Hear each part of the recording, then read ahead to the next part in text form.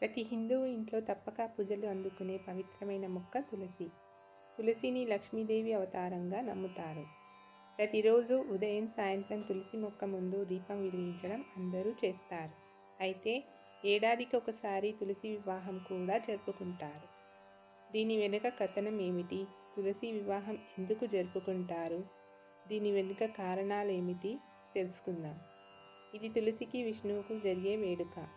విష్ణువు రూపమైన శాలిగ్రామాన్ని తులసీదేవి వివాహం చేసుకుంటుందని చెప్తారు. తులసి వివాహం రోజున తులసి మొక్కను పెళ్లి కూతురుగా అలంకరిస్తారు. ఎరుపు రంగు చీర, మంగళసూత్రం, ఆభరణాలు మొదలైన వాటితో అలంకరిస్తారు. ఆ తర్వాత శాలిగ్రామం లేదా విష్ణు విగ్రహాన్ని తులసి పక్కనే ఉంచి వివాహం జరిపిస్తారు. హిందూ పురాణాల ప్రకారం తులసి మొదట్లో బృంద అనే భక్తురాలు. ఈమె జలంధరుడు అనే అసురరాజు భార్య.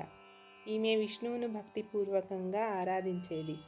ఆమె పతివ్రత శక్తి కారణంగా ఆమె భర్త జలంధరుడు చాలా శక్తులు కూడా సంపాదించాడు. భార్య పతివ్రత బలంతో జలంధరుడు దైవశక్తుల కన్నా బలవంతుడయ్యాడు. దీంతో జలంధరుడి అహంకారం ఎక్కువైంది. దేవతలందరూ విష్ణువును శరణు వేడారు. జలంధరుడి ఆట కట్టించాలంటే వృందాదేవి పాతివ్రత్యాన్ని భంగపరచడమే దారి అని నిర్ణయించుకున్నారు. దీంతో విష్ణు భగవానుడు జలంధరుడి రూపంలో వృందాదేవిని చేరాడు. తన భర్తే అనుకొని వృందాదేవి విష్ణు సాంగత్యంలో గడిపింది. కానీ తర్వాత అక్కడున్నది తన భర్త కాదని, విష్ణు భగవానుడు అని తెలిసాక విష్ణువును శపించింది. నా భర్త రూపంలో నన్ను మోసం చేసి పతివ్రతా ధర్మాన్ని భంగపరిచావు కాబట్టి నీవు శిలారూపంలో భూమిపై ఉండు అని శపించింది. దీంతో విష్ణువు శాలిగ్రామంగా మారాడు. తర్వాత వృంద తన శరీరాన్ని త్యజించింది. ఆ శరీరం త్యజించినప్పుడు పుట్టినదే తులసి వృక్షం. తులసిని శాలిగ్రామ రూపంలో ఉన్న విష్ణువు దేవతల సాక్షిగా వివాహం చేసుకున్నాడు. అప్పటి నుండి ప్రతి ఏడాది తులసి వివాహం సంప్రదాయంగా సాగుతుంది. తనను ఎంతో భక్తిపూర్వకంగా పూజించే వృందకు మహావిష్ణువు వరం ఇచ్చాడు. నీవు నాకు చాలా ప్రియమైన దానివి. నీ ఆకులు లేకుండా జరిగే నా పూజ అసంపూర్ణంగా ఉంటుంది అని వరం ఇచ్చాడు. ఈ కారణంగానే విష్ణు పూజ, విష్ణు అవతారాలు ఏవైనా సరే ఆ అవతార మూర్తుల పూజలో తులసి తప్పకుండా ఉంటుంది. తులసి వివాహం తర్వాత దేవతల వివాహకాలం ప్రారంభమవుతుంది. కాబట్టి ఈ రోజుతో మంగళ కార్మికాలు అంటే వివాహాలు మొదలైనవి ప్రారంభిస్తారు. ఏ ఇంటి ముందు అయితే తులసి మొక్క ఉంటుందో అలాంటి ఇళ్లలో పుష్కలంగా ధనం ఉంటుందని, ముక్కోటి దేవతలు ఆ ఇంటిని రక్షిస్తారని నమ్మకం. ఆనవాయితీ లేని వారు కూడా తులసి మొక్కను పూజించవచ్చు. ఇప్పటి వరకు మీ ఇంట్లో తులసి మొక్క లేకపోతే ఈ కార్తీక మాసంలో ఏదైనా ఒక శుక్రవారం నాడు మీ ఇంటికి తులసి మొక్కను తెచ్చుకోండి. కార్తీక మాసంలో తులసి మొక్కను తెచ్చుకుంటే ఆ లక్ష్మీదేవి మీ ఇంట్లోకి అడిగిపెట్టినట్టే. ఈ కార్తీక మాసం నెల రోజులు శివుడిని ఎలా అయితే పూజిస్తామో అదేవిధంగా తులసి కోటను కూడా పూజించాలి. తులసి మొక్కలో లక్ష్మీదేవితో పాటు 33 కోట్ల మంది దేవతలు నివసిస్తారు.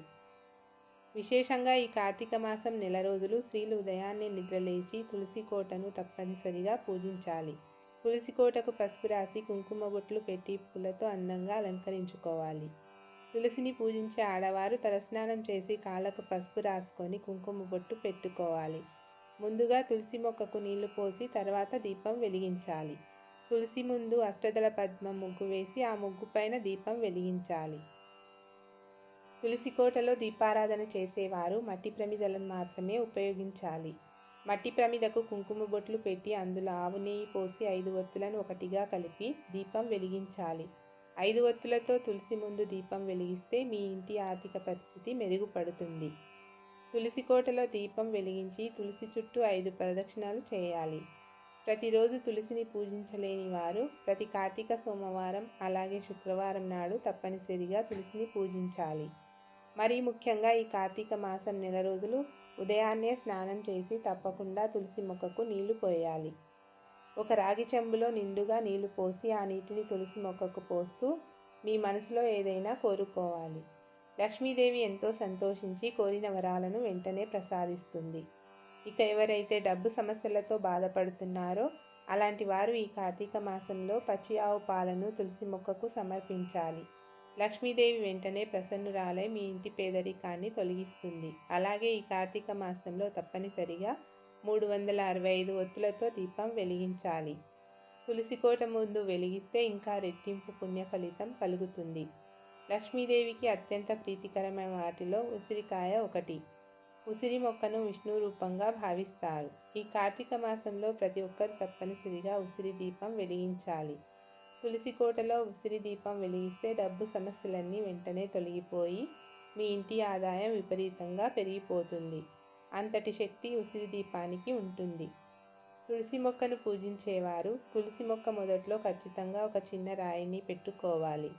ఈ రాయిని విష్ణుమూర్తి స్వరూపంగా భావించాలి. తులసి కోటలో ప్రతిష్ఠించే రాయి చాలా పవిత్రంగా ఉండాలి కాబట్టి నదుల దగ్గర లభించే రాయిని తెచ్చి తులసి కోటలో పెట్టుకోండి. తులసిని పూజించేటప్పుడు ఆ రాయికి కూడా కుంకుమ బొట్లు పెట్టి పుష్పాలు సమర్పించి పూజ చేయాలి.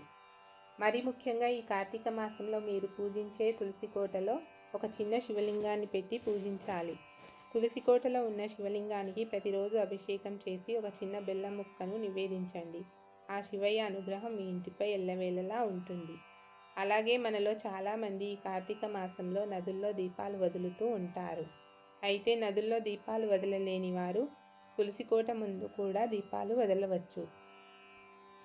అలాగే ఈ కార్తీక మాసంలో మీరు పూజించే తులసి కోటలో పసుపు కొమ్ములు పెట్టి తులసిని పూజిస్తే మీ ఇంట్లో అనవసరమైన ఖర్చులు తగ్గి మీ ఇంట్లో లక్ష్మీదేవి తాండవిస్తుంది.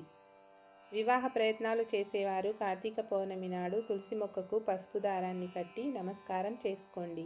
వివాహం కాని వారికి త్వరగా వివాహం కుదురుతుంది. ఇక మనలో చాలామందికి ఒక పెద్ద ధర్మ సందేహం ఉంటుంది. ముందుగా తులసి కోటలో దీపం వెలిగించాలా లేదా పూజ గదిలో దీపం వెలిగించాలా అని అందరికీ సందేహం ఉంటుంది. అయితే ముందుగా మీ పూజ గదిలో దీపం వెలిగించి తర్వాతే తులసి కోటలో దీపం వెలిగించాలి. ఈ కార్తీక మాసంలో తులసి కోటను పూజించేవారు తులసి ముందు దీపం వెలిగించేటప్పుడు దీపం కింద కొన్ని అక్షింతలను పోసి ఆ అక్షింతల పైన దీపం వెలిగిస్తే మహాలక్ష్మీదేవి వెంటనే ప్రసన్నమవుతుందని, కోరిన కోరికలన్నీ నెరవేరుతాయని నమ్మకం. విశేషంగా ఈ కార్తీక మాసంలో వచ్చే క్షీరాబ్ది ద్వాదశి నాడు తులసి మొక్కను పూజిస్తే ఇక మీ జన్మ ధన్యమైనట్లే.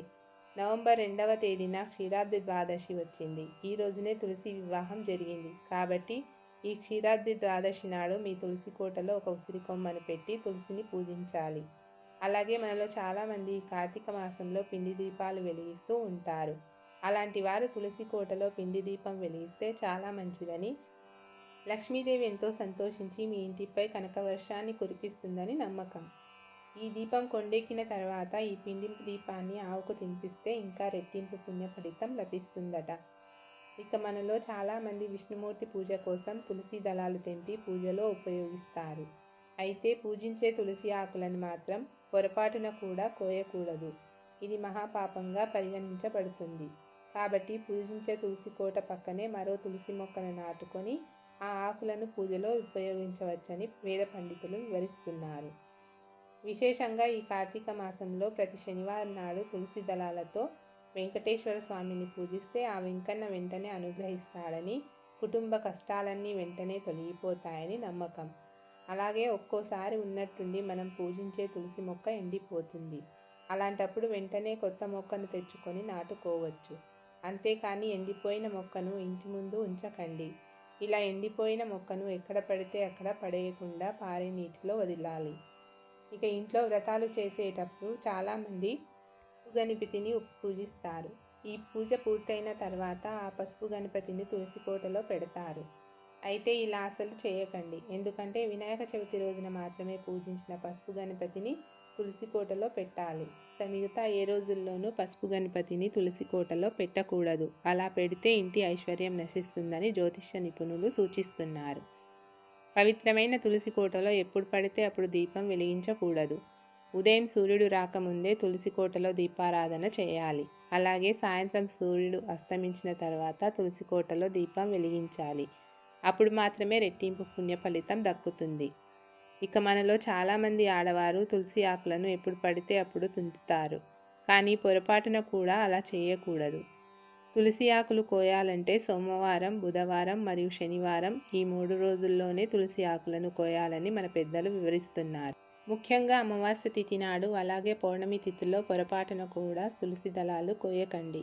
అదేవిధంగా శ్రవణ నక్షత్రం ఉన్న రోజున కూడా తులసి దళాలు కోయకూడదు. పూజ కోసం తులసి దళాలు కోయాలంటే ముందుగా లక్ష్మీదేవికి నమస్కారం చేసుకొని తర్వాత తులసి ఆకులు కోయాలి. ప్రతి ఆదివారం రోజున లక్ష్మీ స్వరూపమైన తులసమ్మ శ్రీ మహావిష్ణువు కోసం ఉపవాసం ఉంటుందట. కాబట్టి ఆదివారం రోజున మాత్రం తులసిని ముట్టుకోకూడదని వాస్తు ప్రకారం తులసిని పెంచేవారు తూర్పు, ఉత్తరం అలాగే ఈశాన్యం ఈ 3 దిశల్లోనే తులసిని నాటుకోవాలి. ఇక మనలో చాలామందికి ఎల్లప్పుడూ కష్టాలు ఏర్పడుతూ ఉంటాయి. అలాంటి వారు ఈ కార్తీక మాసంలో తులసి మొక్కకు 108 ప్రదక్షిణాలు చేస్తే ఎలాంటి దోషమైనా వెంటనే తొలగిపోయి ప్రతి పనిలో విజయాలు సాధిస్తారు. కార్తీక మాసంలో ఈ విధానంగా తులసిని పూజిస్తే సర్వ పాపాలన్నీ తొలగిపోయి మోక్షప్రాప్తి కలుగుతుందని నమ్మకం.